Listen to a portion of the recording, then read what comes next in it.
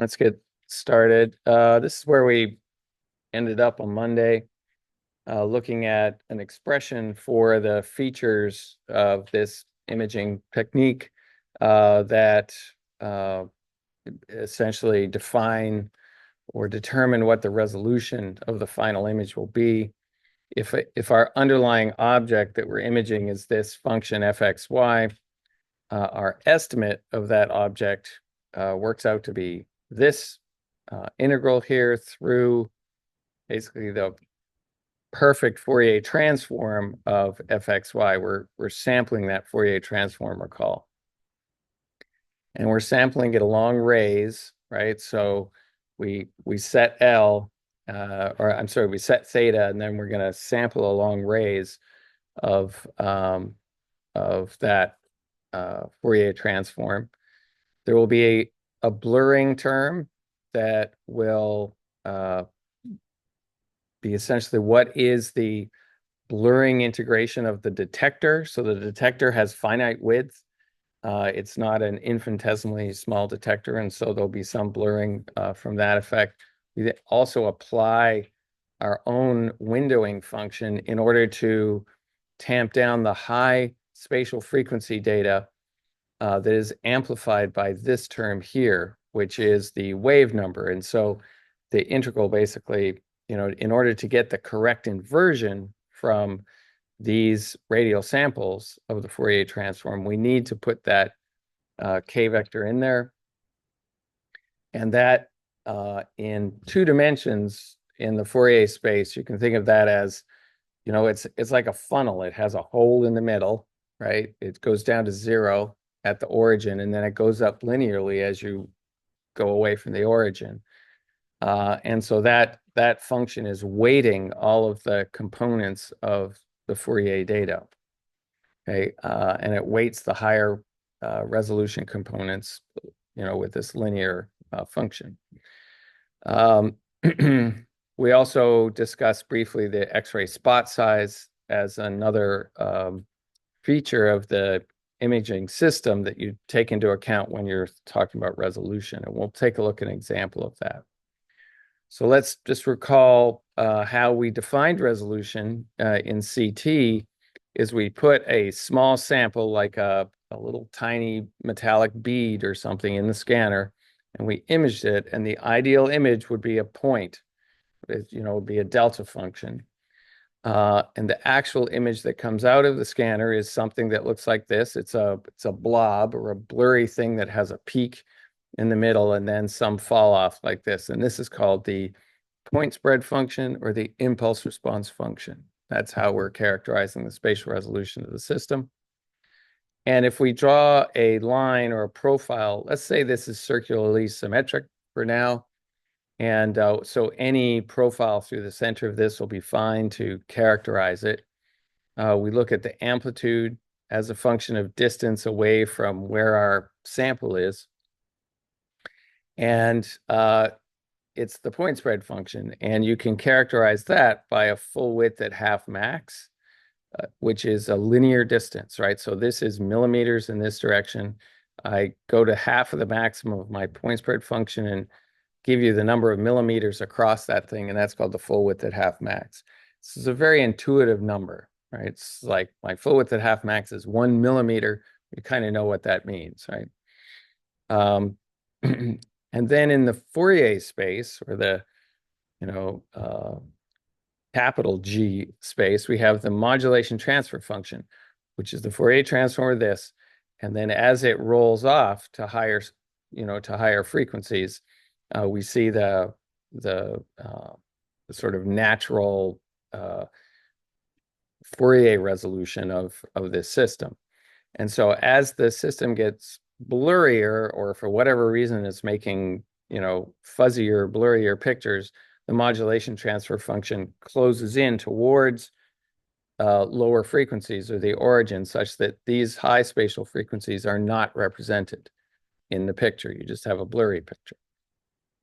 So those are the 2 things. And I really like this example. It shows you, look, if I input an oscillating image at 1 cycle per millimeter, my system is capable of pushing that through and creating a picture that looks like this. So it's fairly accurate in terms of the amplitude of that oscillation. Whereas as that oscillation gets higher, to 4 cycles per millimeter down here, eventually the frequency is high enough that I just get an average value. I don't see any, oscillation in that anymore. So that's beyond the frequency that we can sample.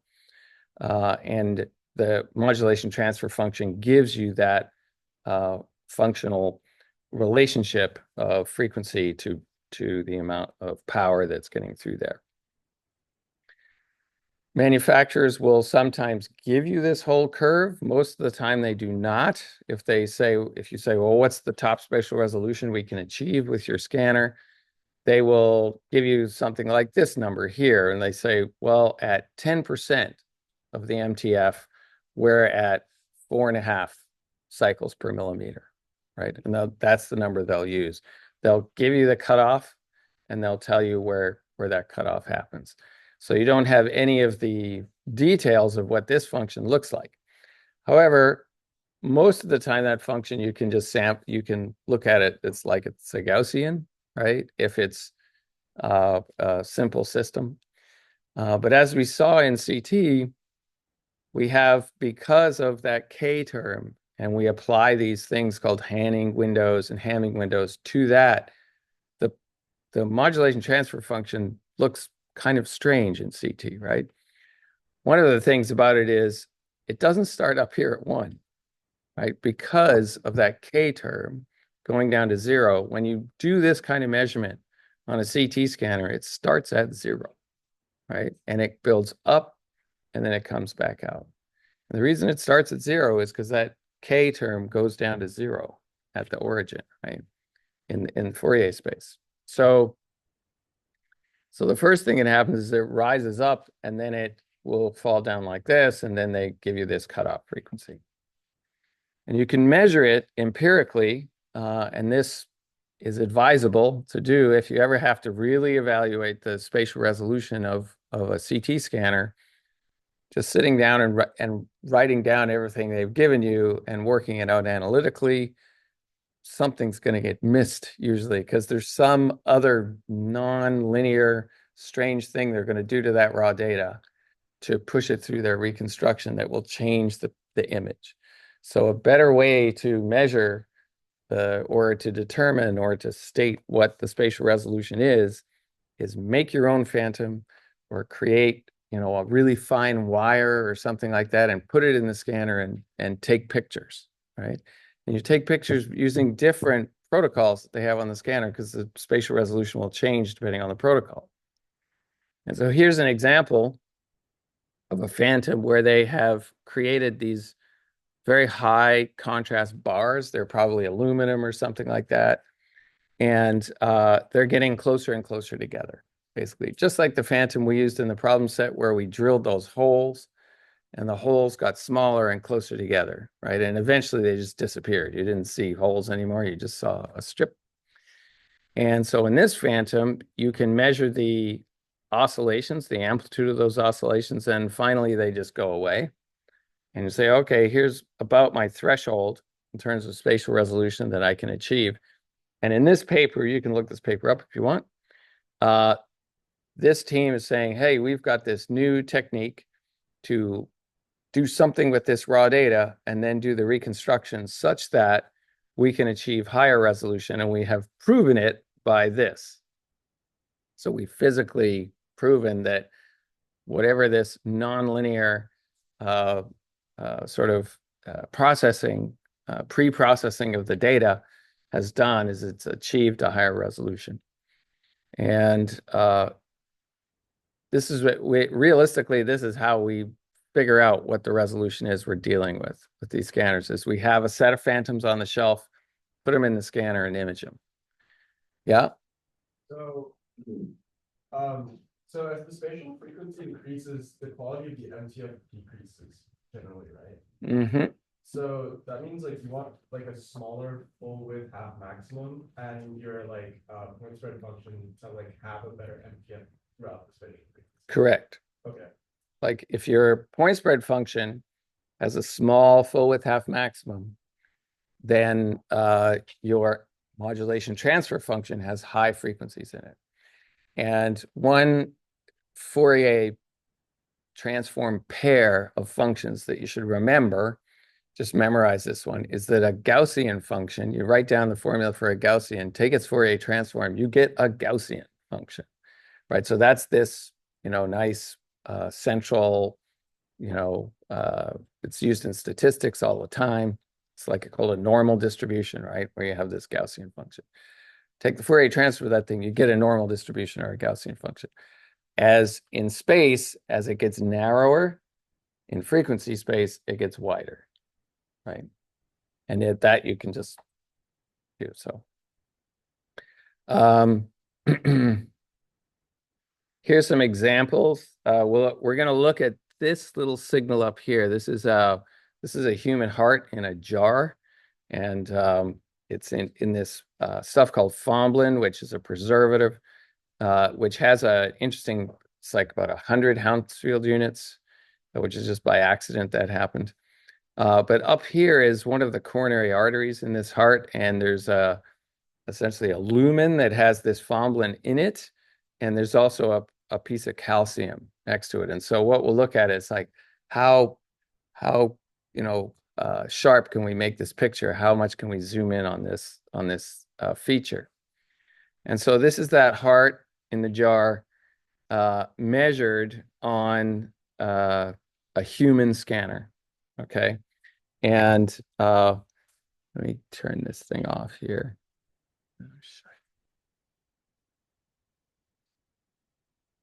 Do that.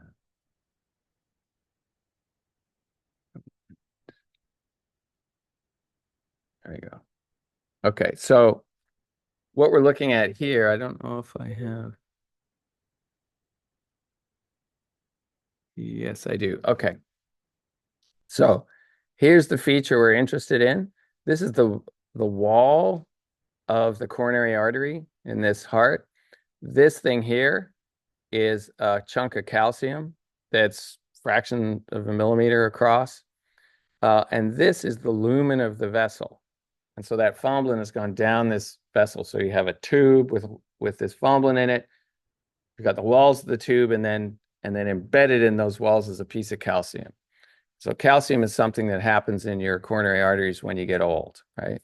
Not that old. Some people get it at 40, 50, 60. Eventually you get it, right? This calcium buildup. The more calcium you have, the more likely it is you're going to have a heart attack, actually. That's just statistics that's been shown. So these two images are slightly different. This one was taken with the large spot size on the X-ray tube. This was taken with the small spot size. If we zoom in here's our picture again. This is the arterial wall. This is the lumen, and this is the calcium. And you can see, so what we did here was we imaged with the small spot size, and we turned the MA up as high as we could. So we got to say 300 MA, right? And then, or maybe it's on here. Oh, we got to 430 MA, right? And we imaged with the small spot size. And then we go to 440 MA, which is about the same number of photons, right? But the scanner switches spot size. It says, I can't make 440 with a small spot size. I'm going to the big one. So it, boom, instantly switches to a spot that's twice as big, right? So the only difference, really, the number of photons about the same between this and this is that spot size. Okay? And you can see here you have essentially a cross with these dark pixels here, and here it's all kind of blurred together in that maximum. And so that is the degree of smoothing that you see by going from the small spot size to the big spot size in the X-ray tube. Not huge, but if you're looking for something really small, it helps to be down here. For the most part, I don't worry too much about the spot size anymore because it seems to be far away in terms of the blurring components of the scanner that the humans care about. The humans reading this, they usually tell you to make these pictures smoother than even the large spot size will do. Yeah. Saying spot size, referring to the spot size of the calcium? No. Sorry. The should have been more clear. In the X-ray tube that produces the fan beam of X-rays, remember when the electron hits a target, the target on the X-ray tube, that target has a finite dimension. It's not a point. It has a dimension of, say, 0.1 by 0.1 millimeters or 0.5 by 0.5 millimeters. And then when you run out of power, you need more photons and you want more photons. Instead of when you turn up the MA, i.e. more electrons hitting it, it makes the target bigger. So it makes more X-rays, right? And so so the target goes from, say, 0.7 by 0.7 millimeters to 1 by 1, right? And so now that blurs your picture, right? So that's the object. Then we took this heart in a jar to my friend's CT scanner that looks like this, right? So we put it on here, and he can make super high resolution pictures on this thing. And so here's what it looks like on his scanner. We found the same location, the same lesion. We made a really nice 3D picture on his scanner. And this is what his scanner produced. So it was a slightly different energy. But here you see the walls of the lumen. And here the lumen is very well displayed, as is the boundary between the lumen and the piece of calcium. Right? So that's the actual object, right? Is this. And this is what the human scanner produces. Okay.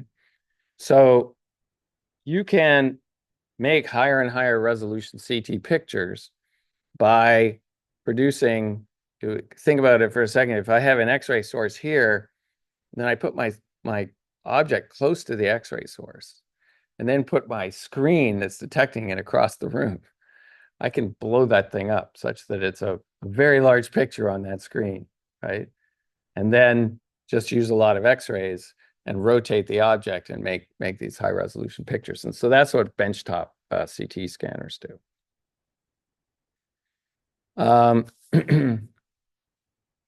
When you're making your clinical images, remember we discussed the kernel with the Hanning function and the Hamming function and etc. So this is an example of what that does to the background noise and the signal. So on the GE scanner, if we have a wire, so this is a really thin wire, I think it's 50 microns in diameter. It's like tungsten or something. So you have that thin wire. It's much smaller than a detector element, right? So when it projects down onto a detector element, it's smaller than the element. But it produces a blob. And then here is a reconstruction of the same raw data with what they call the standard recon kernel or standard filter, right? So this is probably like a Hanning filter, is my guess, something like that. And this is what's called the bone recon filter, so that you preserve really sharp edges and you don't really care about the background noise much because you're looking at bone. And so the background noise is way in the background. You don't even see it, right? And so you can see that the texture of the noise is much more hashy. Like the noise itself is high frequency when you look at this versus this, right? This has been smoothed versus this. The signal to noise will be much higher here than here, right? When you plot if I take a line plot right through the center of that object, it looks something like this, where I have the background is water. So the Hounsfield units are 0 and they're oscillating around by noise. And then the object itself makes at the center Hounsfield unit of 500, right, for that voxel. When you use the bone kernel, which is more like the raw Romlock filter, right? It's kind of like the ramp filter. They probably roll it off a little bit. But the Hounsfield unit at the center of that is well over 1,000. It's like 1,200, right? So the actual peak amplitude we've achieved goes up because we've allowed more high frequencies in there, we can build a function that is really sharp and tall, right, with that raw data, versus when we smooth the raw data before we take the inversion. But the background amplitude of the noise is a lot higher, right? So it's going twice as high as the rest. So it turns out when you want to detect something that is isolated and small like this, if all you're interested in is the detection, it doesn't actually matter that much if you have this filter or this filter, because you just cross-correlate this function with what you theoretically think that thing will look like, right? And it turns out that this and this give about the same performance for an isolated dot, right? Now, if you're looking at complex pictures, sometimes having all of this noise in the background is very distracting. And so radiologists usually don't want to see that stuff. So to approximate how all of these scanner features combine to give you a final full width at half max for your point spread function, there's a simple rule of thumb. And that is, if I have spot size, then detector width, and then filter kernel, all of those together, like one happens to the next happens to the next, each one blurs the picture a bit more. To find out your final full width at half max, you look at the full width at half max caused by each one of those features, right? So by the first, the spot size, say, is 1, then the detector size is 2, etc. And you square those full width at half max, take the square root, and that gives you your final full width at half max, which is, it's a rough calculation in that it's not perfect, but it gets darn close, right? And it just shows you that there's usually a dominating effect. And when you square it, that effect usually, defines what close to what the full width at half max is. Okay. Okay, we did this before, right? In contrast, the simple definition of contrast to noise was if I have a signal, say a background signal here, my target signal here, I have noise on the target signal, I have noise on the background, and I can calculate my contrast. It's just this signal difference divided by, you can either pick this noise or this noise, or a combination of both, to decide what the contrast to noise is. And this function is well worth being familiar with, which is the normal distribution. We talked about it a lot. It comes up all the time. This is derived from a Poisson distribution when the number of observations is greater than about 10. I think that the Poisson distribution turns into a normal distribution, or it's indistinguishable. But if you go down into really low numbers, like below 10, then you need to model the actual counting of the photons with this distribution versus the normal distribution. But for practical purposes, if you want to remain in a regime where you're making the radiologist comfortable with reading these images, you're usually in a regime where you're working with normal distributions of noise. And so practically speaking, here's an object, it has a mean and a standard deviation. This has a mean and standard deviation. We use that to do our calculation.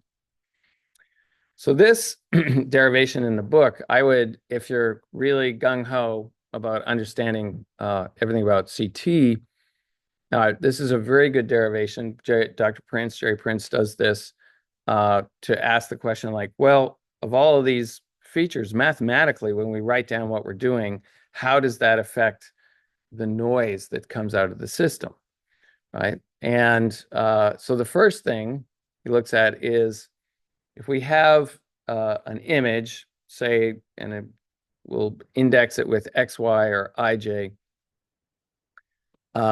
and we ask the question, like, how does the noise go with the mean number of photons detected at a location, right? IJ. We know that our GL theta, or our raw data, basically goes as the minus ln of the number of photons that come out over n naught, right? And we know that since it's a logarithm distribution, that the variance in our GL theta data will be proportional to 1 over the sort of mean number of photons that are detected because of this log relationship, right? So this is just first order error analysis where you say, what's the derivative of this function? Our error is going to propagate as that derivative. So it goes as 1 over, which makes sense. As the n gets small, the number of photons we detect gets small, the variation or the variance goes up, right? If we get larger and larger numbers of photons, the variance in detecting, say, the mean of this thing will drop. So we can write down a discrete version of the inversion of, or the convolution of GL theta to get our data, so convolution back projection of our data. So this is our estimate of the image. We're going to sum over a number of views, which we'll call it M, because one of the things we're going to try and figure out is, like, should we use twice as many views? And how does that affect it? And then here are the number of detector points along our axis. So if we have a detector that has n points along it, this is how we model that. The detectors, they're indexed by I, and they're cap T apart in space. Okay, so that's the width of the detector. Then we have a windowing that we use for the inversion kernel to get rid of or suppress high frequencies. So this is that window. And so the question is, how does the variance in our estimate of mu go with these various features of the scanner? So let's ask the question, how does it go with, say, the number of views, right? And so when you do this and you plug it into a first order analysis, and it's all in the book, this derivation, you get the fact that it's going to go as 1 over m. And that makes sense, right? In that if I have, say, 180 projections, and then I say, well, what's going to happen to my noise if instead of 180 projections, I take 360 projections? Okay, so I just double m. So the variance on your signal, on the mean of mu, is going to drop by a factor of 2, right? If you double m. So it goes as 1 over m. So more projections means better estimates. That makes sense. More photons means better estimates. So in exactly the same way, if I turn up my MA such that I have more photons coming in to make the picture, then the variance on my estimate of mu will go as 1 over the mean number of photons that are detected, right, at a position. Okay, so crank up the MA, n gets bigger, the variance gets smaller. Okay. If I T is an interesting one, right? So I have a detector here, and it's got some width T. And I ask the question, well, what's going to happen to the noise, the variance on my estimate, if I cut the detector in half, right? And if I cut the detector in half, actually n goes down by a factor of 2. So the mean number that I detect in each detector also goes down by a factor of 2. So this term just stays fixed as that goes down. So my final estimate of mu, and this is kind of intuitive in a way that if I don't change my my number of photons. I keep that fixed, right? So I don't adjust that. I just add more detectors, right? Then the variance actually stays constant by doing that. And the reason is I can always just add two adjacent detectors together, right? So, and get back to when it was twice as wide. So now if I have this situation where I'm integrating all the signal in there in that detector width, I was like, oh, okay, that's fine. And then I go to 2. Well, I've cut the n in half in each one.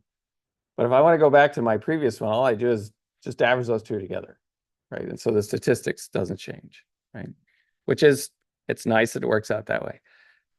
The one thing that doesn't work out is if there is a big, you know, sort of missing or gap or reflector or something between the detectors, then your efficiency starts to drop, right? But otherwise, the statistics is pretty cool. That works out.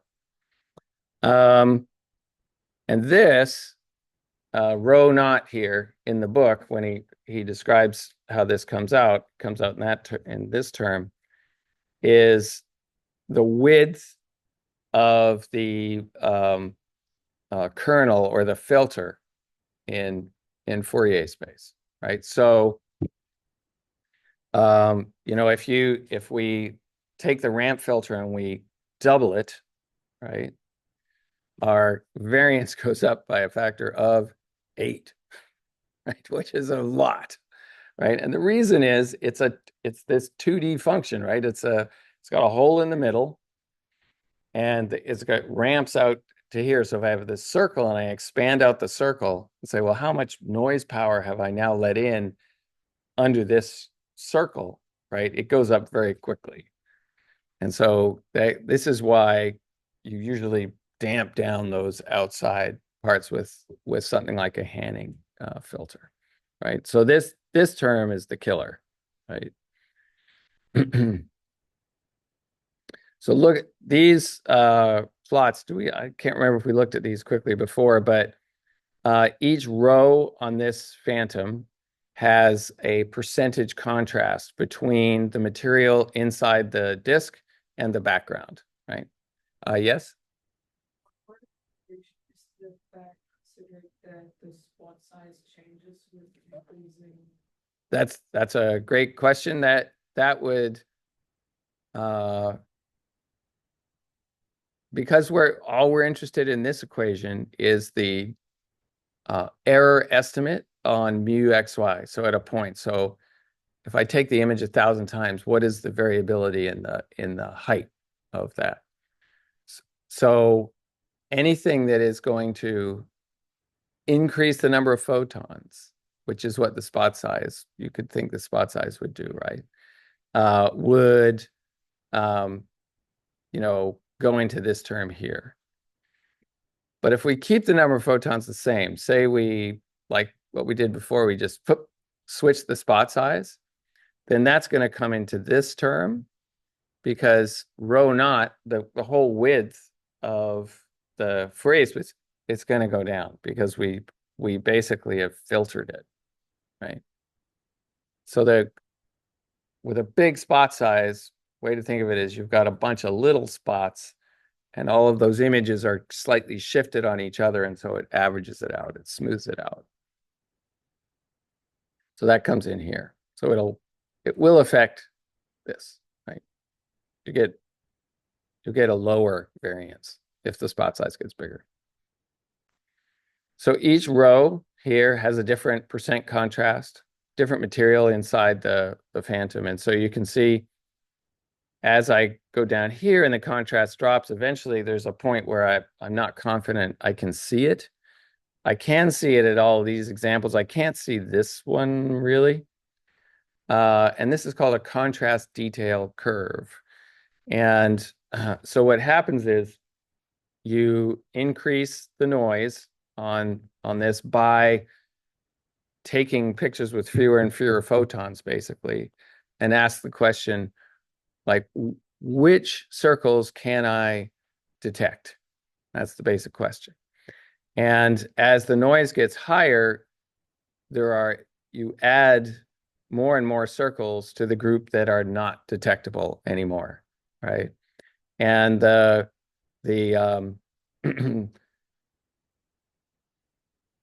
basically, if you know where this circle is, even if you know where it is and you put an ROI on it and you measure the signal there and just make a statistical decision. If it's beyond some value, I will say a signal is there. If it's below some value, I'll say a signal is not there. So it's not even human perception, it's just machine perception, right? Eventually, it's just like random, right? And so that's what this curve is called. It's called the contrast detail curve. I put it in here because this is what is used all over the field. Not my favorite way to characterize resolution and signal to noise in CT, but it's something that's quite standard. It's used a lot. Okay. Let me get the next one up here. Yeah.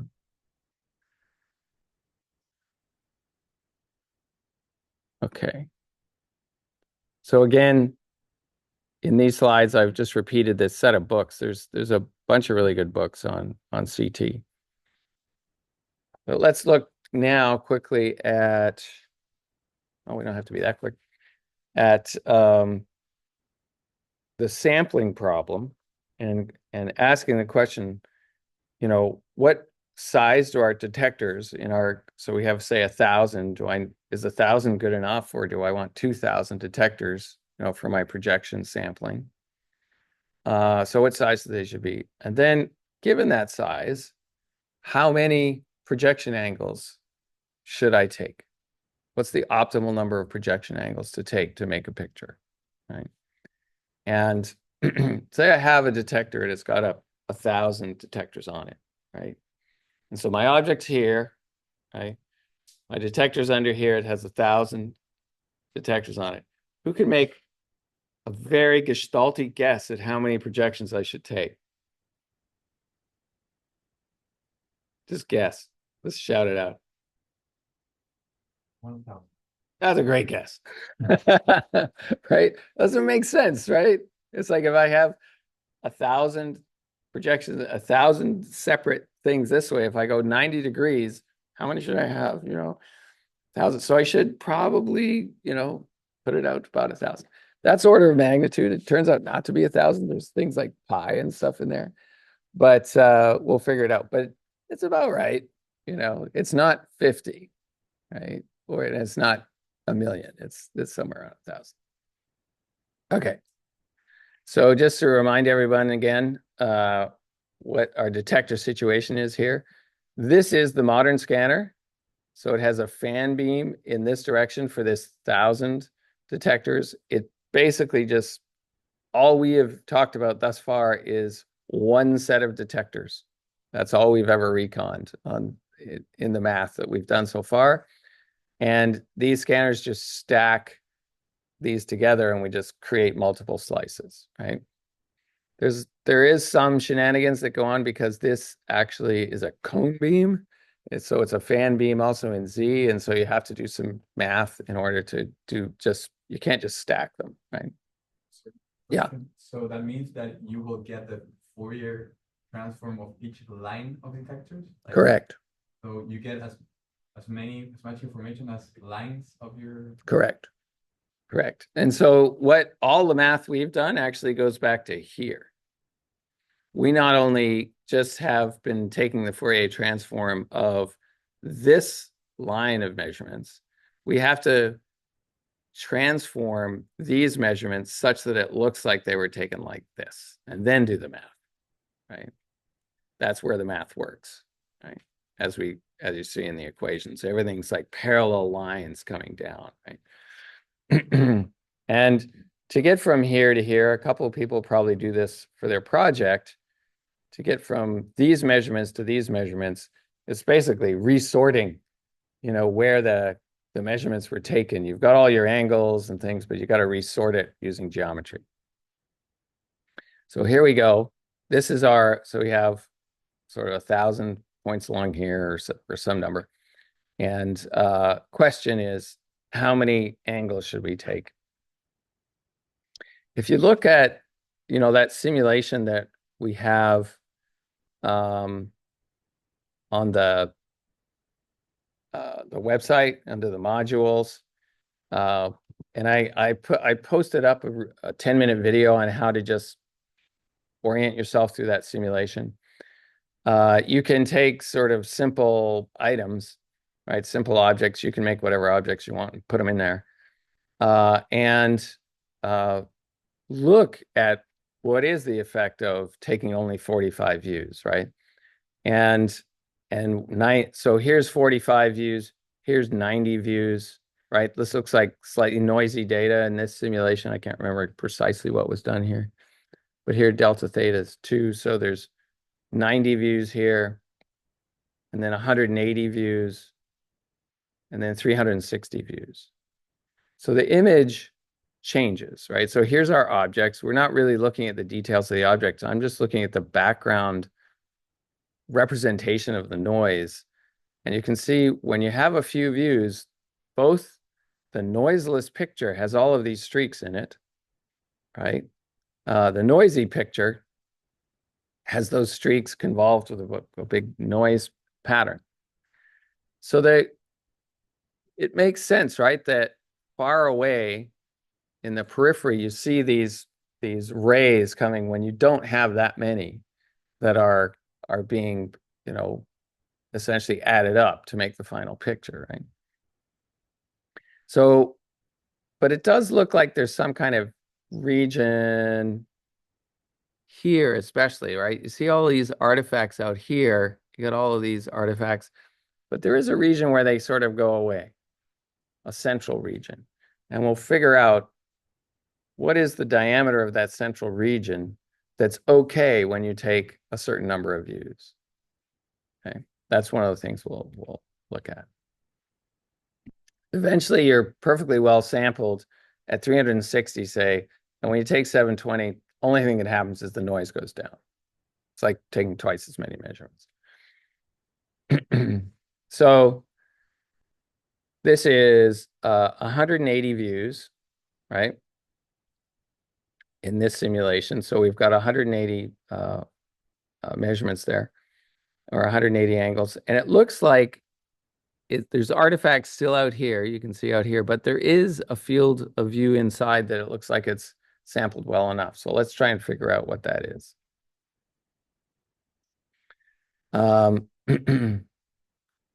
This is called view aliasing.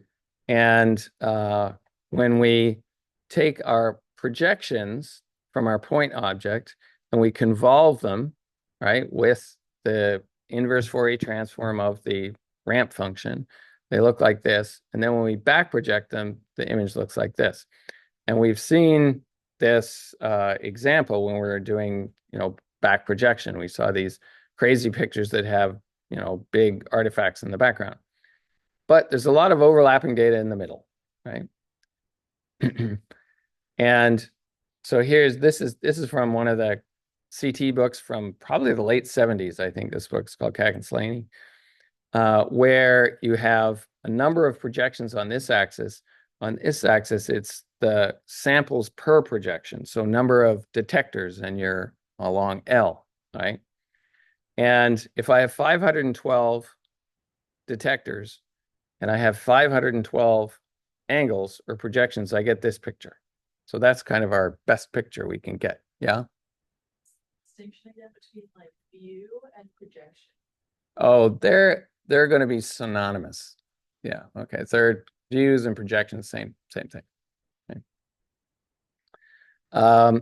So if we reduce the number of samples per projection, i.e. our detector, we make them wider, we get this picture by a factor of 2, this by a factor of 2. And so now you can see that there's these streaks coming off, even though we're taking a lot of angles, because we don't have enough detectors along the line, right?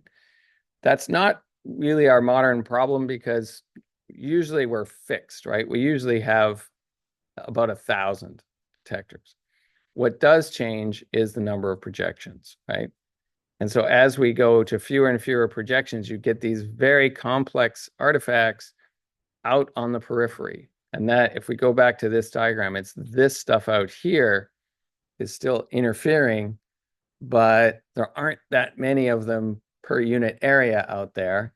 So you get a very complex pattern of what that interference looks like, right? So let's recall the Nyquist theorem. If you remember, if I have a pattern, and this pattern had it had 1 cycle per, say, millimeter, if these are millimeters along here. And this is what it looked like when I took 10 samples across 1 millimeter. And then my Nyquist criterion stated that, what I really have to have is at least 2 samples per wavelength in order to get to represent that sine wave as a 1 up, 1 down, 1 up, 1 down, 1 up, 1 down, right? So this was our Nyquist criteria here. So we're probably going to see something similar to the Nyquist criteria to figure out how many angles we need to achieve, right? And so what's interesting here is that the number of angles we need to achieve Nyquist sampling in this geometry, right, is dependent on our distance from the origin. And that is because if I ask, if I'm going to sample along this line here, I need my sample points to be separated by a small enough distance such that I am sampling at the Nyquist rate, right, for an arc that goes along this line or an arc that goes along this line, right? And that will tell me if I have a fixed number of views already. Say in this example, I have 180 views. I can ask the question, well, at what distance or what diameter am I at the Nyquist sampling rate with 180 views? Inside this curve, I'm above the Nyquist sampling rate because I'm getting more samples per unit distance than Nyquist. On this line, I'm getting Nyquist. And then outside here, I'm getting below Nyquist. I have the same number of samples, right? On this and an arc that's out here. It's just what are the samples per unit length is the important part, right? So it turns out that I can say that, well, for 180 views, if this is, I think this was 256 by 256 points that were reconstructed here, this diameter is 115 pixels, is right at the Nyquist sample. And so what happens if you don't achieve that, right,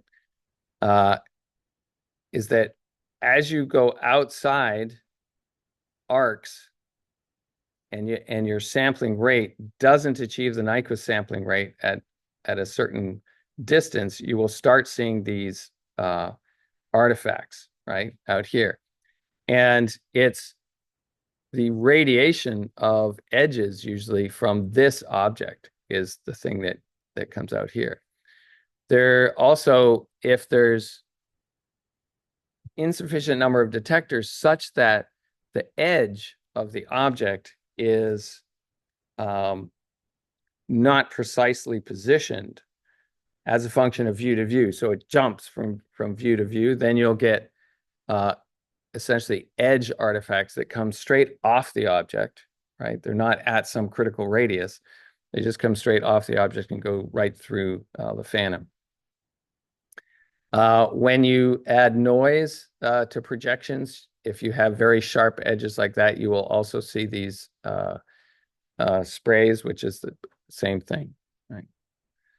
So Last 2 slides, what determines like the diameter of that like Nyquist circle? Okay, so we're going to do that right now arithmetically. We're going to figure it out. Okay. So here's the picture of what our data looks like, right?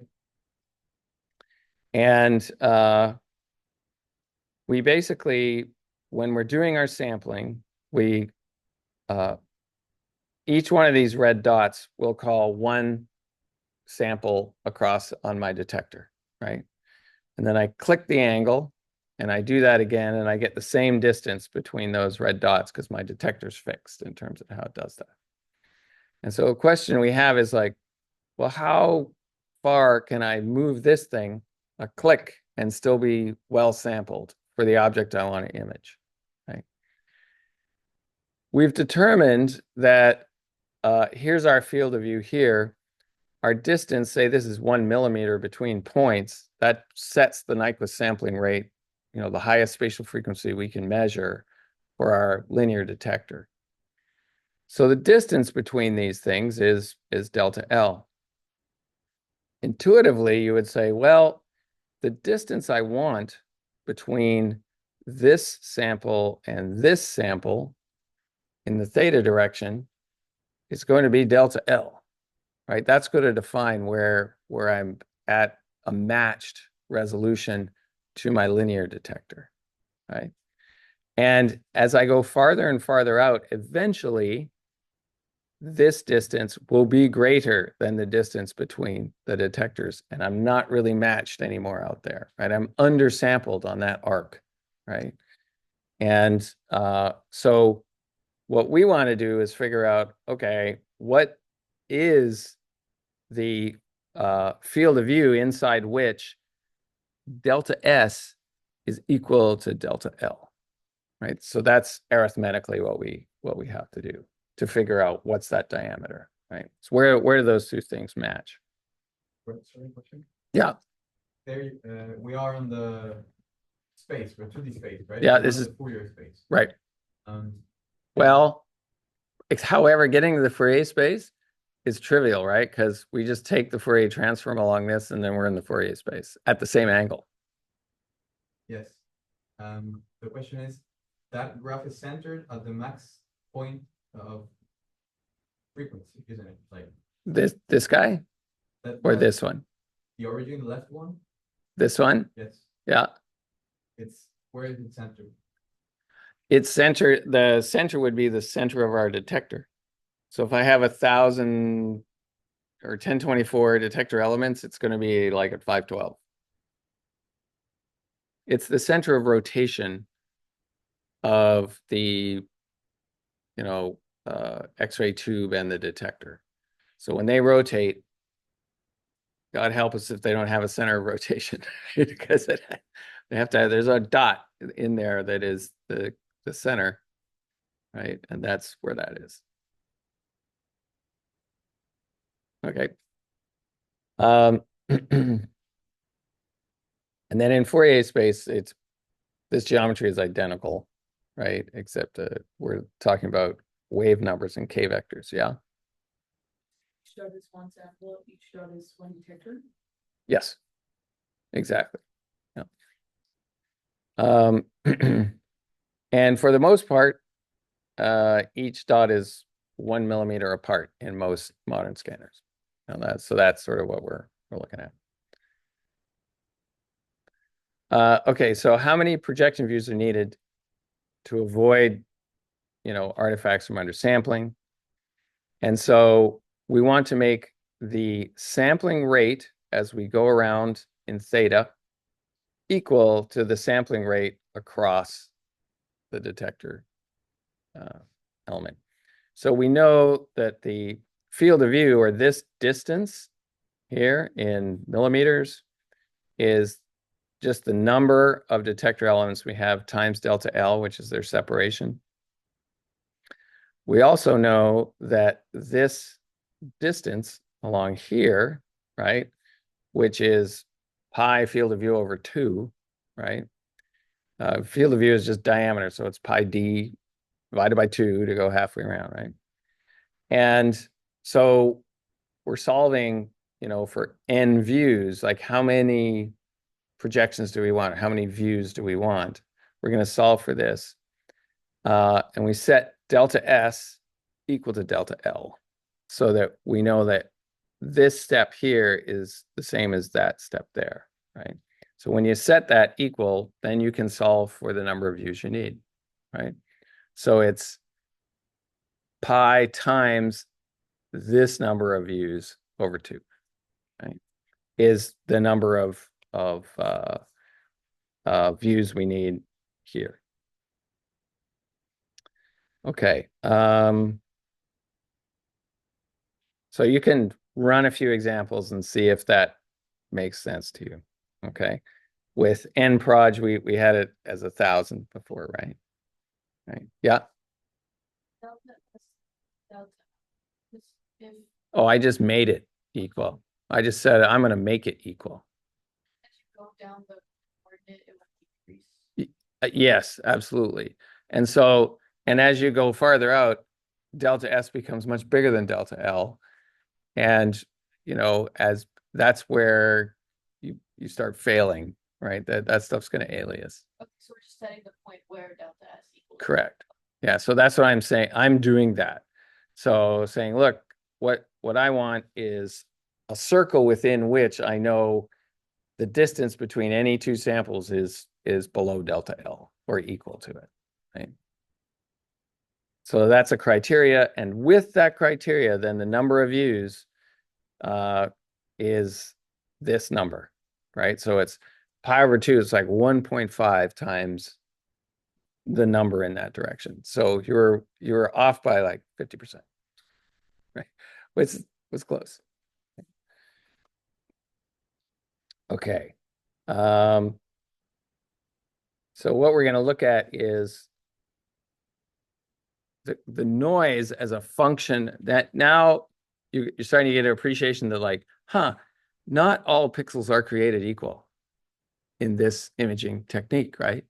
Because look in here, right? Okay, my delta L is still delta L, but good heavens, my delta S is really small, right? So I'm really oversampled towards the origin of the scanner, right? I've got a lot of samples to work with in there. And so when I look at the behavior of the signal as a function of position in the field of view, it's not trivial, right? Because out here, you can even see the pattern, right? Make sure you can see that.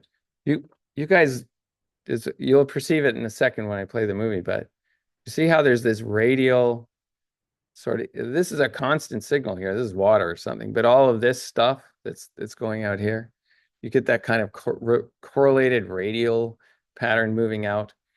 If I take a region of interest right in the middle where I'm really oversampled, where my delta S's are really close together, and I look at it, the mean here is 17, but standard deviation is 70. Okay. If I move out here, my mean is 10. That's, close to what the other one was, but the standard deviation is 54. So it's dropped, right? So the variance has gone down as we move out into the field of view. And so that's because we're basically undersampled out there, right? And the interpolation between data points, we have fewer data points, we're interpolating between data points is happening at a greater level. Yeah. Object that we are sampling is two dimensional, right? Like we have Yes. X and Y. Yes. But the sampling rate which we are referring to here is only one dimension, which is along the tangential direction. Correct. How about the sampling rate, which is like the radial direction, like how like if you draw circles of samples like this. Yeah. How about the sampling rate in the radial? In our situation here, we have along the radius, our sampling rate is fixed because it depends on the separation of those detectors. And so that's it. We're kind of set there. Now we can average detector elements together and stuff like that if we want to go drop our sampling rate in that direction. But right now, that's what it's fixed at. However, I have a variable sampling rate in the theta direction. I can set it to whatever I want. If I do 1 million views with very small motion between the views, then I have a really high sampling rate in particular directions, right? But a balance between the sampling rate in this, which is fixed, and the theta direction is just to set this distance equal to the sampling rate in the other. So that's how you're just like, okay, let's stay inside there. And we'll do it. So here, you can also see the behavior of the noise in the middle looks a little weird, right? Looks different than the behavior of the noise out here. In that this has spatial correlations. This has a lot of that spray artifact at the edge of the field of view from this issue of having undersampled stuff out at the high frequencies, at the edges. This looks like a maelstrom of sort of noisy stuff right in the middle, right? And so that it's super oversampled, so the variance goes up, right? This is an example of, when you take a region of interest. So I draw a circle here and say, well, I'll measure the mean and the standard deviation. That makes an assumption. And that assumption is that this process is ergodic, which means the variance calculated over space is the same as the variance calculated if I just take 1,000 different pictures and look at one pixel and ask, what's the variance on that pixel estimate, right? So here I'm cycling through many, many pixels, and I could just put my cursor, I could measure a pixel amplitude where the red dot is, and it would be going up and down like this around some mean, right? That variance, if our region of interest is small enough, that those two variances will be the same. But as we have seen, if I make the region of interest really big, the variance over here is quite different than the variance here, right? So some subtleties in the signal to noise of computed tomography. It's not as tricky in MRI. Basic MRI, the noise everywhere is the same. It's all follows a normal distribution. It's white noise in the sense that all frequencies are equally represented. Once you get into some weird reconstruction techniques with parallel coils and all of this stuff, then those assumptions fall apart. But the basic physics tells you that the noise is white, ergodic, really well behaved in MRI. In CT, it looks like this, right? Which is not stationary. It's different depending where you go. And the other thing is, if you look at the background of a CT image, the noise always, when it's reconstructed, the noise looks like this snaky sort of stuff. It's very interesting noise pattern. So here's an example of 3 different vendors making pictures. Okay. So I won't tell you who the vendors are, but you can see that when they present their images, they're quite different, right? In the sense that just the texture looks different, the fuzziness looks different, right?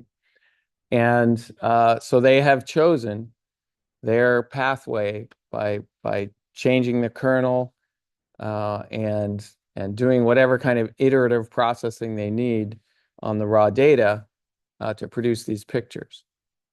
And so if you were to pick one, we'll do a little survey here.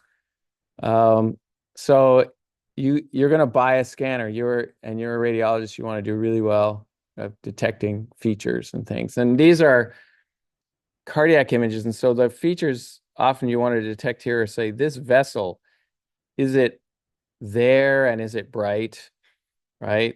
Same with this vessel. Is it there? Is it bright? This vessel, that's a coronary vessel.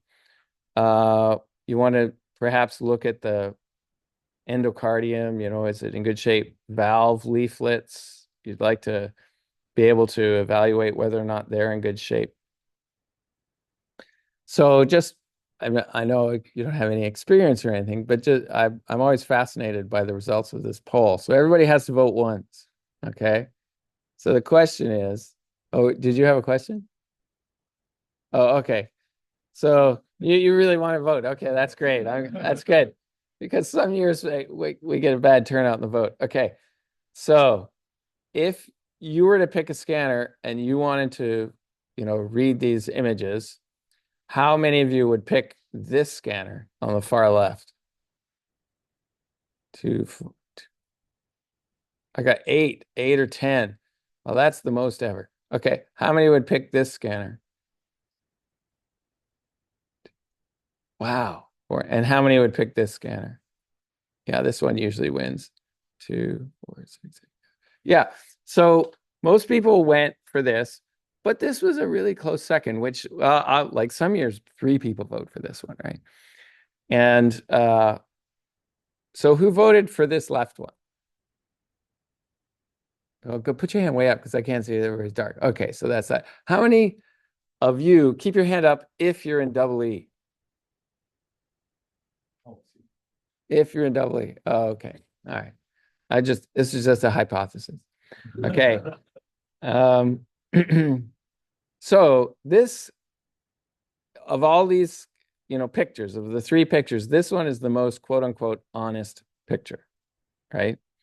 And the reason is you can see the noise, right? So there is noise on this picture, and you can see the type of noise it is, or the feature of noise it is, right? It is slightly bothersome that it's noisy compared to this one, right? Because this one, it looks really comfortable. It's like a pillow. It's nice and soft, right? And there's really good contrast between, say, the myocardium and the background. Each one of these has contrast in the ventricle, so they all have the same brightness in the ventricle. But this one seems to be better at featuring the difference between myocardium and this. So, and then this one, the manufacturer, God only knows what they do to make this picture.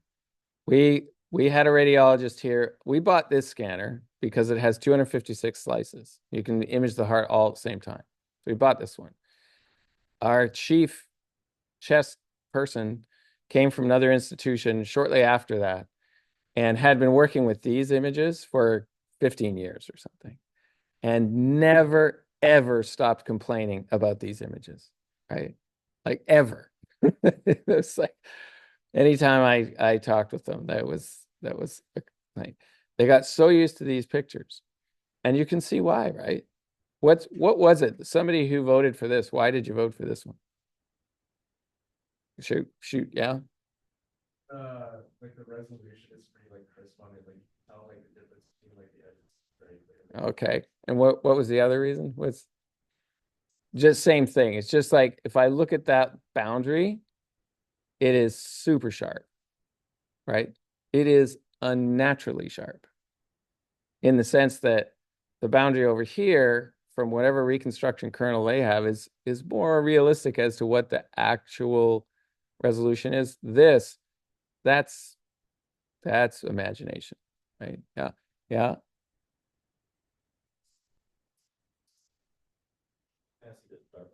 Darker spots, like near the center and the top left edge. So this is on this one? Yeah. So this, right. Right. Yeah. So yeah, this guy here, I mean the small features and the fact that the blood pool and things that are supposed to be the same level are the same level is really attractive. And so when we kept getting these complaints, I said, well, we'll just take the raw data from this, or first we tried it on the images, then we tried it on the raw data, and we'll just make these pictures because how hard can it be, right? They're all projections, they're all, and we could not make these pictures. So they're doing something. This was years ago. This is before AI. So they're doing some iterative thing to really crisp up the edges here. And people love them. And so but they're all, it's in some ways a matter of style, in the sense that the underlying information, as long as it's there, you're in good shape. But I'm always fascinated to see what people like in these pictures. For me, I'll go with this one anytime, any day, because I like to see the noise. I want to know how much noise is actually there, Yeah. First one. Okay, the first one, I can see like 3 shade values on the right. Is it missing that kind of outer shape, or is it just kind of like crop? 3 shape. I Uh, oh this? Yeah. So here, this is actually a 100%. Yeah, I see what you're saying. It could be that we're just at a different slice. So, and this person might have, this could be sort of, it's very interesting. Like it's probably fat around their heart, right? Here. That I think is fat. Whereas here we're deep into the lungs. We've just got air outside here. Okay. So here, we keep talking about MA and being able to crank up the MA to get signal to noise. So here is a perfect example of a low MA image versus a high MA image. And sometimes we take images across the entire heart cycle. And so we'll have the x-rays on for that whole heart cycle. And then what happened with this patient was it went beyond into the next heart cycle slightly. It's like 5% or something. But it overlapped with an image we already had, right? So I had an image on heartbeat 1, image on heartbeat 2, but the X-ray tube was shutting itself off during this acquisition. So when you plot out the MA as a function of time, you can do, if you look at the raw data, so you see it. So the average MA here was 24, and this is 714. And so that's the difference, right? You see, and it's pretty amazingly good at 24, right? I mean, you can see you could measure the volume of the left ventricle. You know where the myocardium is. There's a whole bunch of stuff you can do with this data. But if you're looking for features like that vessel right there, and you go over here, you go, nope, not gonna see it, right? And so this is an example like when the manufacturer gets a data set that has really low signal to noise on the raw data, they actually detect that, and then they will start averaging parts of the raw data together to try and increase the signal to noise, which is equivalent to making a really broad filter kernel, right? And so the spatial resolution plummets, right, when this happens, which isn't natural, right? I mean, from what we saw in the mathematical derivation, if you didn't do that, if you didn't increase your averaging and stuff, all that would happen was this image would be just a lot of noise, a ton of noise, right? And so you would see some features there, but there would be a lot of noise on top of it. We'll just look at a couple of artifacts. This basically comes from the fact that the patient is lying in the scanner, and their arms are down by their side. And in some views, the detector doesn't pick up their arms, right? They're outside the view of the detector. And then as the detector rotates, well, an arm pops into view, right? And then it goes around, they disappear again, and then it pops back into view. And so the reconstruction is quite confused because the arms are coming and going in different views, right? And so that'll produce a bunch of streaks. And then you can just tell the patient to put their arms up and all that stuff goes away, right? The other issue is that if you have this fan beam or cone beam, geometry such that here's our detector in Z, remember, these are the slices, and this thing is going to rotate around. There are parts of the patient that get sampled sometimes, onto the detector. And then when this thing has come around and it's pointing the other direction, it doesn't get sampled in that direction. And so there's a lot of bookkeeping that has to get done for these scanners that have very wide multi-slice detectors. And then the last artifact we'll talk about is called beam hardening.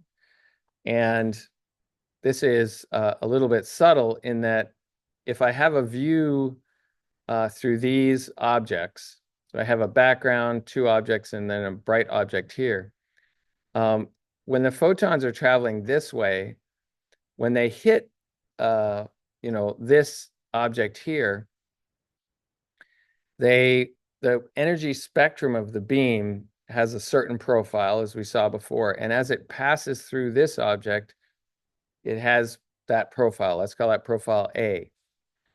When I have a beam coming through in the opposite direction, and it's already gone through something that absorbs a lot of X-rays.